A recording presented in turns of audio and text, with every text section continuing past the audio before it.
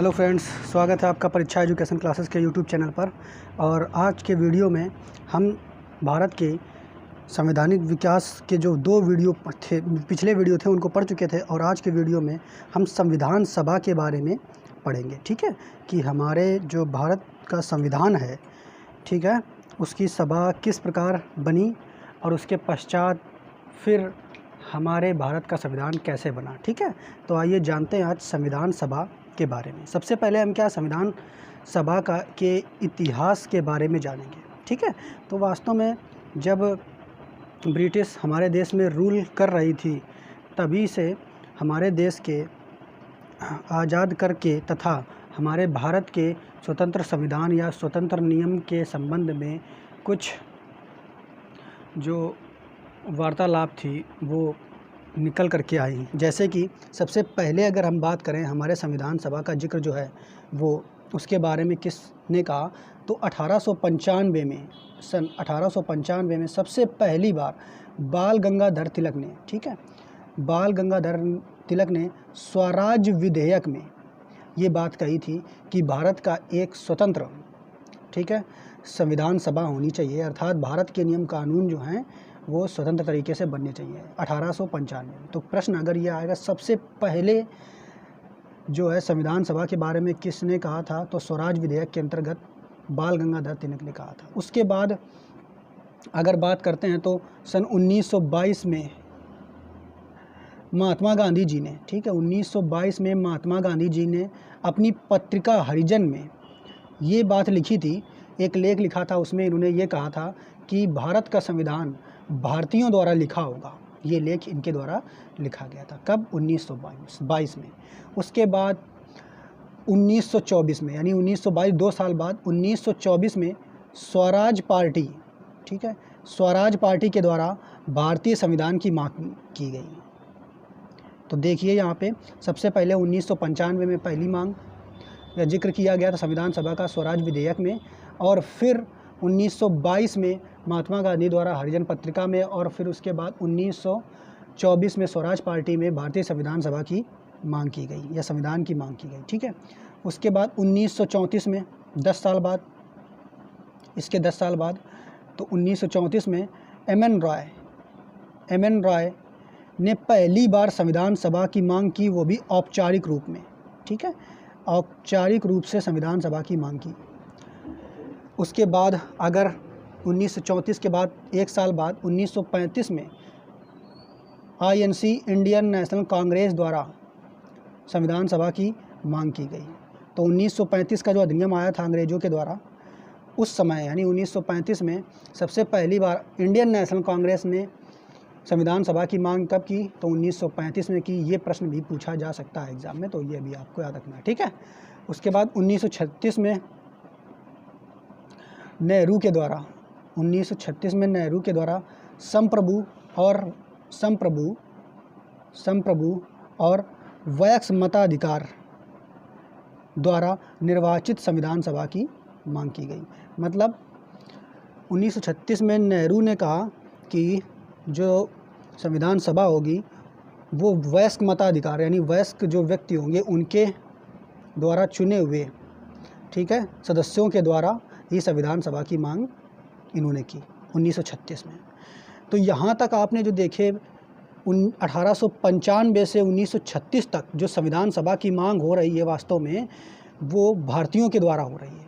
1895 से 1936 तक जो 6 ये मांगे हुई हैं, पहला बाल गंगाधर तिलक द्वारा, दूसरा अगर बात करेंगे तो महात्मा गांधी द्वारा जो कि 1922 में हुआ, 1924 में स्वराज पार्टी के द्वारा, ठीक है, 1924 के बाद 1934 में एम.एन. रॉय के द्वारा संविधान की औपचारिक मांग की गई।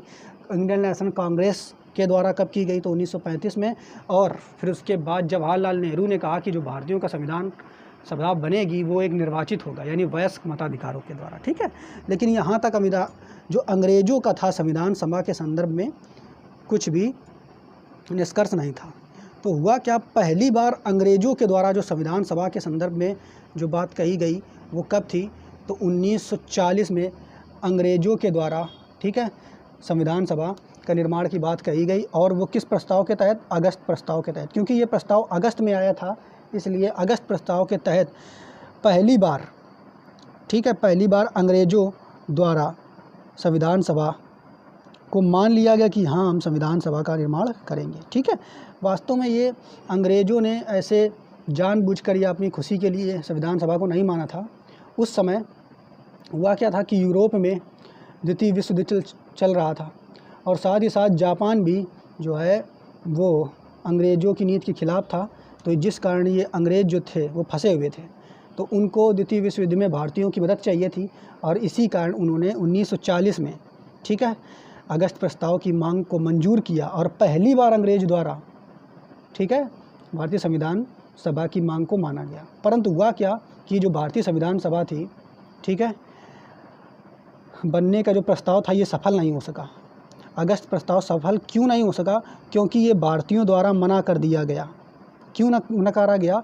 क्योंकि अगस्त प्रस्ताव में INC, इंडियन नेशनल कांग्रेस और मुस्लिम लीग, इनके बीच आपस में मतभेद था, जिस कारण ये संविधान सभा जो है सफल नहीं हो सकी। ठीक है, उसके बाद जब ये सफल नहीं हुई तो अगला आया 1942 में क्रिप्स मिशन, और क्रिप्स मिशन भी जो है ये असफल हो गया और इसमें भी संविधान सभा जो है वो नहीं बन सकी। ठीक है, जब संविधान सभा नहीं बन सकी उसके बाद 1945 की बात करें तो 1945 में एक बेवल जो था, 1945 में बेवल वायसराय जो भारत आया था और वह अपनी योजना के अंतर्गत 1945 में ही शिमला समझौता उसने किया इंडियन नेशनल कांग्रेस के और मुस्लिम लीग के बीच। लेकिन वास्तव में ये भी जो है शिमला समझौता या बेवल योजना इनकी फेल हो चुकी। ठीक है, यानी यहाँ पे भी जो है संविधान सभा का निर्माण नहीं हो सका। यानी हम देखेंगे क्या कि अगस्त प्रस्ताव भी असफल हो गया, क्रिप्स मिशन 1942 में आया वो भी असफल हो गया, 1945 में बेवल योजना, शिमला समझौता, ये सारे असफल हो गए। ठीक है, उसके बाद हुआ क्या, 1945 में ही इंग्लैंड में चुनाव हुए PM पद के लिए, और उस समय जो पहले PM था वो दरअसल उसकी पार्टी हार गई और एक नई पार्टी, लेबर पार्टी के तहत एक नए PM बने इंग्लैंड के, जिनका नाम है क्लीमेंट एटली। क्या नाम है? क्लीमेंट एटली। और वो ये सब देख रहे थे कि भारतीयों के द्वारा जो मांगे उठ रही हैं संविधान सभा की वो पूर्णतः रूप से सफल नहीं हो पा रही हैं। ठीक है, तो वो वास्तव में क्लीमेंट एटली जो था वो एक नरम व्यक्ति था और वो चाहता था कि भारत को स्वतंत्र कर दिया जाए। तो इसलिए 1946 में एक मिशन आया, ठीक है, जिसका नाम है कैबिनेट मिशन, और इस कैबिनेट मिशन को सफल बनाया गया। ठीक है, ये सफल हो गया और इस कैबिनेट मिशन के तहत ही भारतीय संविधान सभा का गठन किया गया। ठीक है, तो जो नए PM उस समय ब्रिटेन के थे, कौन थे? क्लीमेंट एटली। तो वास्तव में ये क्लीमेंट एटली तब तक रहेंगे जब तक भारत स्वतंत्र नहीं हो जाएगा। तो एक प्रश्न ये भी बन सकता है कि जब भारत स्वतंत्र हुआ उस समय ब्रिटेन के PM कौन थे? तो क्लीमेंट एटली। ठीक है, तो यहाँ तक हमने भारतीय संविधान के इतिहास के बारे में पढ़ा। एक बार आप चाहो तो जल्दी से रिवाइज़ कर सकते हो। 1895 में, ठीक है, सबसे पहले बाल गंगाधर तिलक द्वारा स्वराज विधेयक आया। 1922 में महात्मा गांधी, फिर 1924 में स्वराज पार्टी के द्वारा, ठीक है, संविधान सभा की मांग की गई। 1934 में MN रॉय द्वारा पहली बार, ठीक है, संविधान सभा की औपचारिक बात की गई। 1935 में ही INC द्वारा पहली बार, यानी इंडियन नेशनल कांग्रेस द्वारा संविधान सभा की मांग की गई। इसके बाद 1936 में चाचा नेहरू ने संविधान सभा की मांग की और उन्हें बताया कि जो संविधान सभा के सदस्य होंगे वो वास्तव में निर्वाचित होंगे। और इसके बाद अंग्रेज़ों के द्वारा पहली बार जो है संविधान सभा को माना गया, और वो किस मिशन के तहत माना गया? तो वो अगस्त प्रस्ताव के तहत माना गया, जो कि 1940 में आया था, जो कि असफल हो गया। और 1940 के बाद 1942 में क्रिप्स मिशन आया, ये भी असफल हो गया। और 1942 के बाद 1945 में बेवल योजना आई, शिमला समझौता, वो भी असफल हो गया। फिर 1946 में कैबिनेट मिशन आया जो कि सफल रहा, और इसी के तहत भारतीय संविधान सभा का गठन होगा। ठीक है, तो अब हम थोड़ा सा जानेंगे भारतीय जो कैबिनेट मिशन है उसके बारे में थोड़ा सा।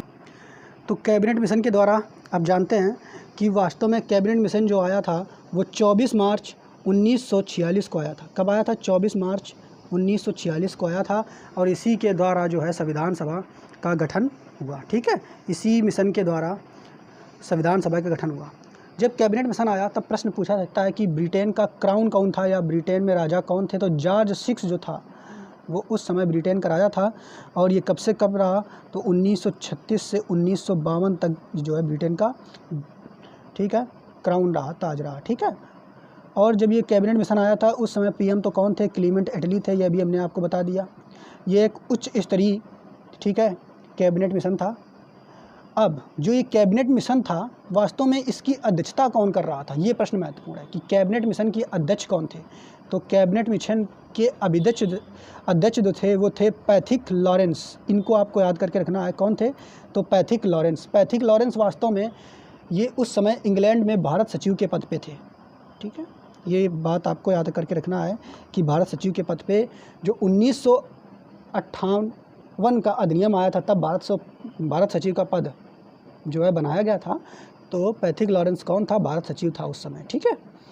और वास्तव में कैबिनेट मिशन के सदस्य कितने थे, तो सदस्य की बात करेंगे तो वास्तव में प्रमुख ये था पैथिक लॉरेंस, ये अध्यक्ष था। उसके बाद AB अलेक्जेंडर, ये दूसरा सदस्य थे। और तीसरा स्टेफोर्ड क्रिप्स, ये भी सदस्य थे। स्टेफोर्ड क्रिप्स ये ही क्रिप्स मिशन लेकर के आए थे, लेकिन जो कि असफल हो गया था। तो कैबिनेट मिशन के जो सदस्य थे वो कौन थे, पैथिक लॉरेंस, दूसरा AB अलेक्जेंडर, तीसरा स्टेफोर्ड क्रिप्स। इसके बाद अब हम पढ़ेंगे कि जो संविधान सभा है वास्तव में उसका किस तरीके से गठन किया। तो अब देखते हैं वास्तव में संविधान सभा के बारे में हमें पढ़ना है। तो वास्तव में संविधान सभा का गठन किस मिशन के तहत किया गया, तो ये पॉइंट आपको याद रखना है। कैबिनेट मिशन के तहत संविधान के सदस्य सभा का गठन किया गया। अब इस मिशन के तहत भारतीयों ने कब इसका गठन किया, तो इसका गठन जुलाई 1946 को किया गया, ठीक है। भारतीयों ने कब किया था संविधान सभा का गठन, तो जुलाई 1946 में किया था। जबकि कैबिनेट मिशन बना कब था, तो ये बना था मार्च 1946 में। जबकि भारतीयों द्वारा जो है संविधान सभा का गठन कब किया गया, तो जुलाई 1946 को किया गया। संविधान सभा में कुल जो सदस्य थे तो 389 सदस्य थे। कितने थे, 389 सदस्य थे, ठीक है। उसमें से 389 सदस्य जो थे, उसमें से 293 जो सदस्य थे, कितने थे, 293 सदस्य थे, ठीक है। वो ब्रिटिश प्रांत से थे, यानी उस समय ब्रिटेन के जो प्रांत थे, राज्य थे, ठीक है, 11 राज्य थे, वो ब्रिटिश प्रांतों से लिए गए थे। टोटल कितने थे सदस्य, 389। उसमें से 293 जो सदस्य थे वो ब्रिटिश प्रांत से थे। उसके बाद 92 जो सदस्य थे वो देसी रियासतों से थे या रजवाड़ों से थे, ठीक है। और 4 जो थे वो चीफ कमिश्नरी से थे। तो इस तरीके से टोटल मिला करके टोटल सदस्य कितने थे, 389, ठीक है। ब्रिटिश प्रांत से कितने थे, तो 293, जबकि जो आपका देसी रियासत थी उससे थे 92 और चीफ कमिश्नरी से 4 सदस्य थे। और ये जो सदस्य चुन के आए थे वास्तव में, तो जैसे ये राज्य होते हैं, ठीक है, तो राज्य की कुल जनसंख्या है, तो कुल जनसंख्या में 10 लाख की जनसंख्या पर एक व्यक्ति चुना जाता था। मतलब 10 लाख में से एक व्यक्ति चुना जाता था और वह एक व्यक्ति उन 10 लाख व्यक्तियों के बारे में संविधान के सभा में उनकी बात को पेश करेगा, ठीक है। तो वास्तव में कितने लोगों पर एक व्यक्ति चुना गया था, तो 10 लाख व्यक्तियों पर, 10 लाख व्यक्ति पर एक सदस्य जो है वो चुना गया था, ठीक। अब उसके बाद अगला पॉइंट जो है वो क्या है कि संविधान सभा में जो सदस्य आए थे वो किन किन समुदाय से आए थे, तो मुस्लिम समुदाय से, ठीक है, मुस्लिम समुदाय से, सिख समुदाय से, पहला मुस्लिम, सिख समुदाय से, और समान समूह से। समान समूह में आपकी अन्य सारी जातियाँ आती थी, ठीक है। उसके बाद बात करेंगे कि कांग्रेस व मुस्लिम लीग से सदस्य चुनकर संविधान सभा में आए थे, ठीक है। कांग्रेस व मुस्लिम लीग से संविधान सभा में चुनकर जो सदस्य आए थे, तो सबसे पहली बात अगर बात करें कि कांग्रेस से कितने सदस्य चुन के आए थे, तो 208 कांग्रेस से चुनकर के आए थे, जबकि 73 केवल मुस्लिम लीग से चुन के आए थे। यानी बात करें अगर ये 389 जो ऊपर हमने पढ़ा था कि कुल सदस्य कितने थे, 389 थे। 389 में से कांग्रेस के जो थे वो 208 सदस्य थे और 73 जो सदस्य थे वो मुस्लिम लीग के थे, ठीक है। और बाकी जो अन्य बचे हुए हैं वो अन्य में आते थे, ठीक है। 15 सदस्य जो थे वो अन्य थे। तो वास्तव में यहाँ पे जो बहुलता थी वो किसकी थी, कांग्रेस की थी। तो बस इसी कारण मतभेद शुरू हो गया था कांग्रेस और मुस्लिम लीग के बीच, क्योंकि जो यहाँ पे बहुसंख्यकता थी वो कांग्रेस की थी और मुस्लिम लीग के 73 सदस्य आए थे। और यहीं से अब कहानी शुरू होगी कि जो मुस्लिम लीग है वो हमेशा विरोध करेगी संविधान सभा का, और जिससे कि ये नए अपने संविधान तथा नए देश की मांग को उठाने का प्रयास करेंगे अंग्रेज़ों के भड़काने के क्रम में। ठीक है, अब बात करेंगे कि संविधान सभा में जो महिला सदस्य कितनी थी। ये प्रश्न पूछ लिया आता है कि संविधान सभा में जो 389 सदस्य थे उसमें कुल महिलाएं कितनी थीं, तो कुल महिला जो थी 15। ठीक है, महिला सदस्य कितनी थी, तो 15। ये पॉइंट आपको याद करके रखना है। ठीक है, इसके बाद अगर बात करें संविधान सभा की पहली बैठक कब की गई, तो संविधान सभा की पहली बैठक 9 दिसंबर 1946 को की गई। और जब ये पहली बैठक की गई तो वास्तव में इस बैठक का कोई अध्यक्ष होना चाहिए। तो जब पहली बैठक की गई तो कोई स्थायी अध्यक्ष बनाया नहीं गया था और एक अस्थायी अध्यक्ष बनाए गए थे, और वो जो अस्थायी अध्यक्ष थे वो डॉक्टर सच्चिदानंद सिन्हा थे। ठीक है, पहली बैठक में जो अध्यक्ष थे वो कौन थे, डॉक्टर सच्चिदानंद सिन्हा। ठीक, ये कैसे थे, तो संविधान सभा के अस्थायी अध्यक्ष। ठीक है, तो ये वास्तव में एक वकील थे और सबसे बुजुर्ग थे। तो फ्रांस के नियमों के तहत, फ्रांस में जो संविधान बनाया गया था उसी के नियम के तहत कि जो व्यक्ति सबसे बुजुर्ग हो संविधान सभा में उसी को ही अस्थायी सदस्य जो है बनाया जाता है। तो उसी से प्रेरणा लेकर के भारतीयों ने डॉक्टर सच्चिदानंद सिन्हा को क्या बनाया था, अस्थायी सदस्य बनाया था। ठीक है, तो संविधान सभा का अस्थायी सदस्य कौन था, तो डॉक्टर सच्चिदानंद सिन्हा थे। ठीक है, अब वास्तव में इतने पॉइंट हम पढ़ लिए हैं। अब संविधान सभा की पहली बैठक तो 9 दिसंबर 1946 को हो चुकी है। अब दूसरी बैठक जब होगी तो मांग होने लगी कि अस्थायी सदस्य से काम नहीं चलेगा, संविधान सभा का स्थायी सदस्य बनाया जाए। और 2 दिन बाद यानी 11 दिसंबर 1946 को क्या किया गया कि संविधान सभा का स्थायी सदस्य चुना गया। ठीक है, तो वास्तव में मुस्लिम लीग ने जो है इसका बहिष्कार कर दिया था जो पहली बैठक थी, क्योंकि इसमें पहली बात तो उनके संख्या कम थी, 73 ही थी, और दूसरी बात अस्थायी सदस्य जो है चुने गए थे वहाँ पे।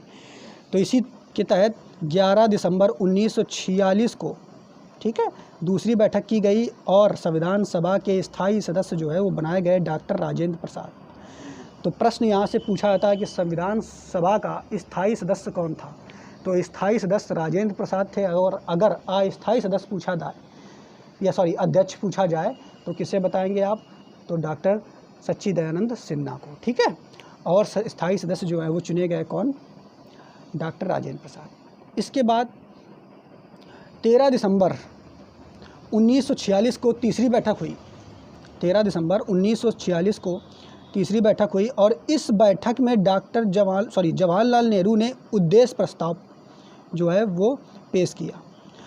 और उद्देश्य प्रस्ताव जो पेश किया वास्तव में इसी के तहत संविधान का निर्माण क्रम प्रारंभ होता है और प्रस्तावना जो है इसी के तहत, इस प्रस्ताव के तहत ही जन्मी। और वास्तव में उद्देश्य प्रस्ताव को ही प्रस्तावना का मूल कहा जाता है। तो 13 दिसंबर 1946 को कौन सा प्रस्ताव पेश किया गया, उद्देश्य प्रस्ताव। ठीक है, किसके द्वारा पेश किया गया, तो जवाहरलाल नेहरू के द्वारा। ठीक है, तो ये बात हम पढ़ चुके हैं, उद्देश्य प्रस्ताव।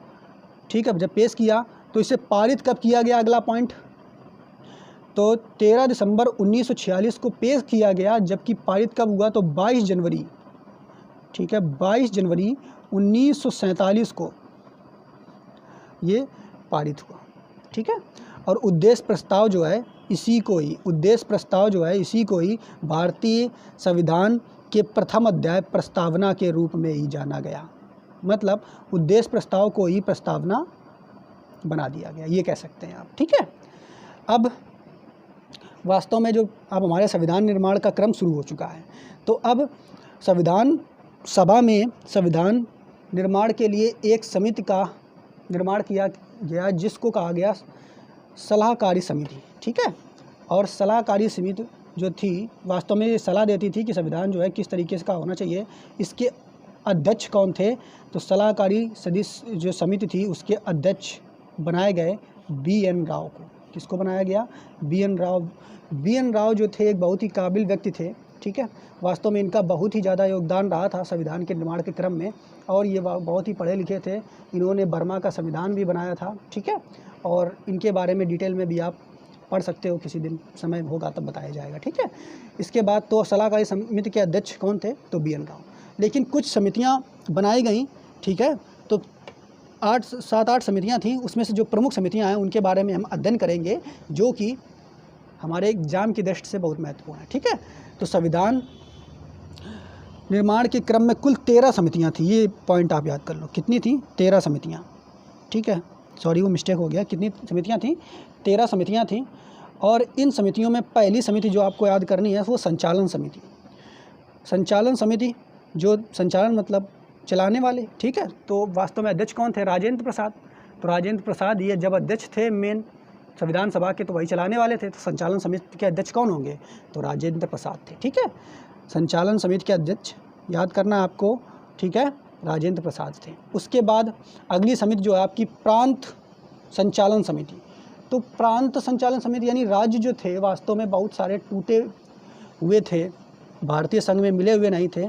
तो हमारे जो देश के लौह पुरुष सरदार वल्लभ भाई पटेल थे, वास्तव में उन्होंने ही राज्यों को भारतीय प्रांत में जोड़ा। जो देशी रियासतें थी वो वास्तव में मान नहीं रही थी भारत में जुड़ने के लिए। ठीक है, उस समय जैसे कि हैदराबाद देशी रियासत थी, तो वो नहीं जुड़ना चाह रही थी भारतीय प्रांत संघ में। तो वास्तव में सरदार वल्लभ भाई पटेल ने ही क्या किया था? इन देशी रियासतों को भारतीय संविधान में जोड़ा था या प्रांत में जोड़ा था। ठीक है, तो प्रांत संचालन समिति के अध्यक्ष जो है किनको बनाया गया? तो आप याद कर सकते हो कि सरदार वल्लभ भाई पटेल को बनाया गया। ठीक है, बात समझ में आई कि नहीं? इसके बाद अगली जो समिति है, इसके बाद अगली सदस्य समिति जो है वो संघ शक्ति समिति। संघ शक्ति समिति, और संघ शक्ति समिति के जो अध्यक्ष हैं वो कौन थे? जवाहरलाल नेहरू। ठीक है, कौन थे? जवाहरलाल नेहरू। इसके बाद सबसे महत्वपूर्ण जो समिति थी वो थी प्रारूप समिति। इसको अंग्रेजी में ड्राफ्टिंग कमेटी भी बोलते हैं। ठीक है, यानी संविधान की जो अंतिम रूपरेखा है या संविधान का मुख्य रूप से निर्माण कार्य जो था इसी समिति के द्वारा किया गया था। और इस समिति के अध्यक्ष जो थे वो डॉक्टर भीमराव अंबेडकर थे, जिनका संविधान निर्माण में सबसे ज़्यादा महत्वपूर्ण योगदान था। ठीक है, कौन थे? डॉक्टर भीमराव अंबेडकर थे। और ये किस सदस्य के अध्यक्ष, किस समिति के अध्यक्ष थे? तो प्रारूप समिति के अध्यक्ष थे। ठीक है, ये बात आपको याद करके रखना है। वास्तव में प्रारूप मतलब संविधान कैसा होगा, संविधान को किन किन क्षेत्रों से, यानी उसके मुख्य पॉइंट क्या होंगे, मुख्य बिंदु क्या होंगी, क्या प्रमुख बातें होंगी। ठीक है, तो इन सब संविधान का निर्माण किस तरीके से किया जाएगा, ये सब पूरा जो है इसी समिति के द्वारा ही बनाया गया था। और इसके प्रमुख अध्यक्ष कौन थे? तो अंबेडकर साहब थे। और इसीलिए इन्हें भारतीय संविधान का निर्माता भी कहा जाता है। और वास्तव में प्रारूप समिति जो थे उसमें कुल कितने सदस्य थे? तो उसमें कुल 7 मेंबर थे। वास्तव में इन 7 मेंबरों में काम सभी ने मिलकर किया, लेकिन जो प्रमुख काम किया था वास्तव में भीमराव अंबेडकर में ने ही किया था। क्योंकि इन 7 सदस्यों में से ही कुछ सदस्य बीच में बीमार हो गए थे, किसी की मृत्यु हो गई थी। ठीक है, तो वास्तव में जो सारा बोझ आया था वो डॉक्टर भीमराव अंबेडकर पे ही आया था। और इन्होंने ही इस समिति के तहत बहुत ही ज़्यादा मेहनत करके संविधान का निर्माण किया। ठीक है, इसके बाद इन्हीं को संविधान निर्माता इसीलिए कहा जाता है। ठीक है, अब वास्तव में चूँकि संविधान, अगला पॉइंट पूछ लिया था कि संविधान को बनाने में कुल कितना समय लगा, तो 2 वर्ष 11 माह 18 दिन का समय लगा। इतना ज़्यादा समय क्यों लगा? तो वास्तव में भारतीय संविधान सभा के या जो सदस्य थे वो चाहते थे कि भारत का संविधान जो इतना अच्छा बनाया जाए कि हमारा देश जो है फिर से किसी बाहरी आक्रमण या अन्य चीज़ों के अराजकताओं के तत्वों में ना पड़े और पुनः वो जो है गुलाम ना बने। ठीक है, जिसके तहत हमारे देश के जो संविधान निर्माणकर्ता थे उन्होंने विभिन्न देशों के संविधानों को सबसे पहले अध्ययन किया। अध्ययन करने के पश्चात जो प्रमुख बिंदु थे, अच्छे बिंदु या बहुत ही अच्छे बिंदु थे, उनको जो है शॉर्ट लिस्टेड किया। और लिस्टेड करने के बाद जो है उनको भारतीय संविधान में ही पिरोया। ठीक है, तो वास्तव में उस समय ऐसा तो था नहीं कि किसी भी पॉइंट को, किसी भी चीज़ को अगर सर्च करना हो, देखना हो, तो तुरंत आप गूगल पे डाल दो और उसके बाद उसको सर्च कर लो। ठीक है, तो तुरंत आ जाएगा। तो वहाँ पे इतना संविधान को पढ़ना, फिर विभिन्न देशों के संविधानों को पढ़ना, फिर क्या मेन चीज़ है, क्या पॉइंट है जो हमारे संविधान में डालना है भारतीय लोकतंत्र के हिसाब से वो चले। ठीक है, जिससे कि आगे कोई भी ज़्यादा दिक्कत ना हो। तो इन सब चीज़ों को अध्ययन करने में और करके फिर उनको नोट डाउन करने में बहुत मेहनत का सामना करना पड़ा। ठीक है, तो आप जान भी सकते हो कि एक विशाल दुनिया का सबसे बड़ा संविधान, लिखित संविधान जो है बन करके तैयार हुआ। और वास्तव में इतना संविधान जो अच्छा है हमारा कि अभी तक जो है लोकतांत्रिक व्यवस्था बहुत अच्छे से चल रही है और हमारा देश एक अच्छा लोकतंत्र देश के रूप में विश्व के सामने अभी भी अच्छे से चल रहा है। ठीक है, उसके बाद अगर बात करें कि हमारा संविधान जो है बन करके कब तैयार हुआ, तो 26 नवंबर, ठीक है, 26 नवंबर 1949 को, याद करके रखना ये पॉइंट कि 26 नवंबर 1949 को हमारा संविधान जो है बन करके तैयार हुआ, अर्थात पारित किया गया या अंगीकृत किया गया या सौंपा गया संविधान सभा को।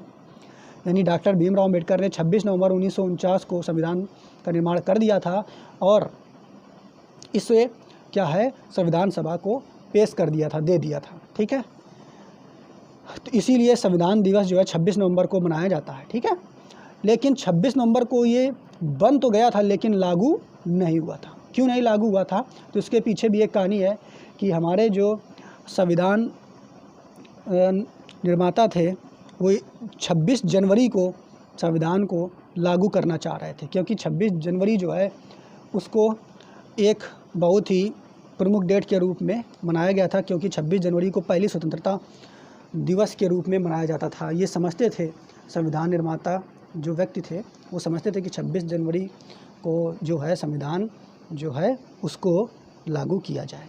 तो हमारा देश में जो संविधान लागू किया गया वो कब किया गया, 26 जनवरी 1950 को इसे लागू किया गया। ठीक है, यानी देखोगे 26 जनवरी 1949 को बन गया था, लेकिन 2 महीने बाद 26 जनवरी 1950 को ये लागू किया गया।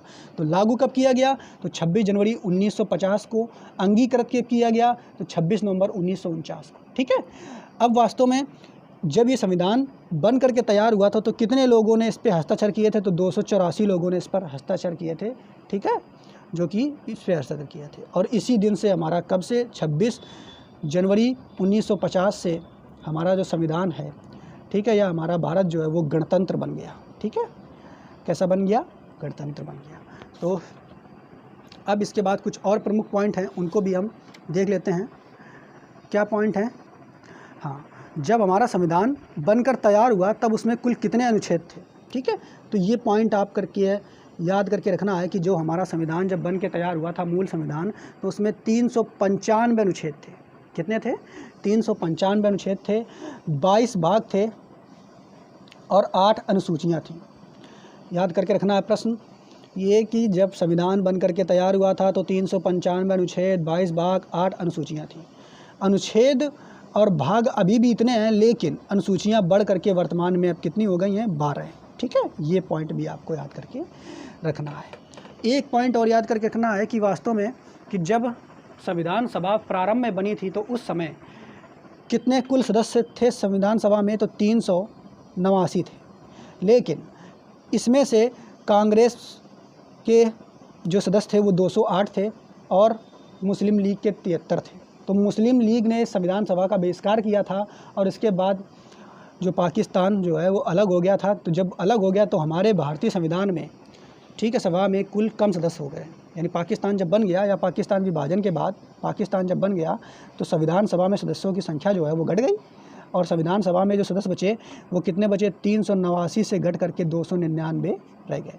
तो ये बात भी आपको याद करके रखना है कि जब पाकिस्तान बन गया था तो वास्तव में उस समय हमारे देश में जो संविधान सभा में सदस्य बचे थे वो कितने बचे, 299 बचे हुए थे। ठीक है, और इन्होंने ही संविधान सभा का निर्माण किया था। संविधान सदस्य का जो चुनाव हुआ था, ठीक है, वास्तव में कुछ मनोनयन के द्वारा हुआ था, मनोनयन के द्वारा। और वास्तव में जैसे कि मनोनयन के द्वारा हुआ था, जैसे कि मान सकते हैं जैसे प्रांत हमारे थे, हमारे देश में उस समय ब्रिटिश प्रांत थे 11। तो जैसे बंगाल प्रांत हुआ, मद्रास प्रांत हुआ, बम्बई प्रांत हुआ। तो वास्तव में जो अम्बेडकर साहब थे ये पूछ लिया था कि ये किस प्रांत का या किस राज्य का प्रतिनिधित्व कर रहे थे। तो डॉक्टर भीमराव अम्बेडकर जो थे उस समय बंगाल प्रांत से आए हुए थे और ये बंगालियों का जो प्रतिनिधित्व कर रहे थे। ठीक है, और इसी तरीके से हमारे संविधान का जो है निर्माण हुआ। तो उम्मीद करते हैं आपको संविधान सभा से जुड़े हुए जितने भी पॉइंट थे वो समझ में आए होंगे। आप इन सारे पॉइंटों को रिवाइज़ कीजिए, एक कॉपी पे नोट्स बना लीजिए और उसके बाद इसके ऑब्जेक्टिव लगाइए। ठीक है, ऑब्जेक्टिव का वीडियो जल्द ही हम अपलोड करेंगे। ठीक है, सभी चैप्टर्स जो हम पढ़ा रहे हैं, पहले हम थ्योरेटिकल पोर्शन जो है कंप्लीट कर लेते हैं, उसके बाद हम इससे जुड़े हुए ऑब्जेक्टिव क्वेश्चन जो विभिन्न कॉम्पिटिटिव एग्ज़ाम में आते हैं उनको हम आपके सामने पेश करेंगे और उनसे आपको करेक्ट आंसर बताना है। ठीक है, तो धन्यवाद। अगर आपको वीडियो पसंद आ रहा है तो चैनल को लाइक, सब्सक्राइब और दोस्तों को शेयर कीजिए।